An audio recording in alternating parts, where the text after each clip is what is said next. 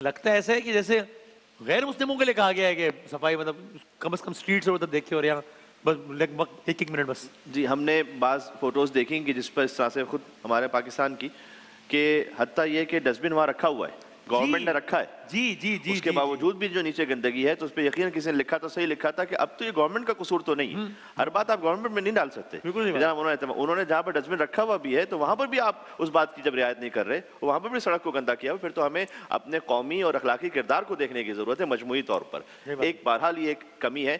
اور اسے مسجد میں بھی حتیٰ کیونکہ جب ہم کتنی مرتبہ ایسا ہوتا ہے، ہمارے ایک ساتھی تھے جو کہہ رہے تھے، عذرائے مزاح کہہ رہے تھے، لیکن ایک حقیقت بھی ہے کہ بعض اوقات ہوتا ہے کہ آپ کسی مسجد میں تشریف لے جائیے تو وہاں سجدے میں آپ کو ناک بند کرنی پڑتی ہے جب تک کہ میں سجدے سے سر نہ اٹھا لوں، اس لیے کہ اس کارپٹ سے بو آ رہی.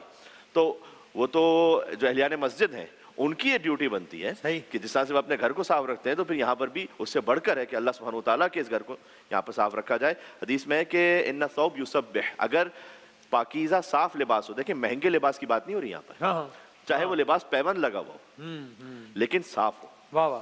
تو یہ جو صاف لباس ہے یہ اللہ سبحانہ وتعالیٰ کی تسبیح کر رہا ہوتا ہے. یہ حدیث میں جب تک کہ وہ لباس صاف اور پاک ہے وہ اللہ سبحانہ وتعالیٰ کی تسبیح کر رہا ہے. جب وہ پھر وہ میل کچیل کی طرف چلا جائے تو اس تسبیح کو روک لیتا ہے. اور یہ قرآن کی آیت سے بھی سازگار اور سزا مطلب اس کے ساتھ میچ کرتی ہے بات، اس لیے کہ یسبح للہ ما فی السماوات و ما فی الارض، زمین و آسمان کی ہر شے اللہ کی تسبیح کر رہی ہے. تو وہ لباس بھی اللہ کی تسبیح اپنے وجود سے کر رہا ہوتا ہے. بہرحال اللہ تعالیٰ نے اسلام کی بنیاد نظافت پر رکھی ہے. حضرت ابراہیم اسماعیل علیہ السلام کو حکم دیا کہ انطہر بیتی، کہ جب تم نے میرا گھر بنا لیا تو اس کو پاک رکھو، اور پاک صاف کرنے کا جو حق ہے. اور پھر اہل بیت علیہ السلام کے لیے فرمایا کہ انما یرید اللہ لیذھب عنکم الرجس اہل البیت ویطہرکم تطہیرا.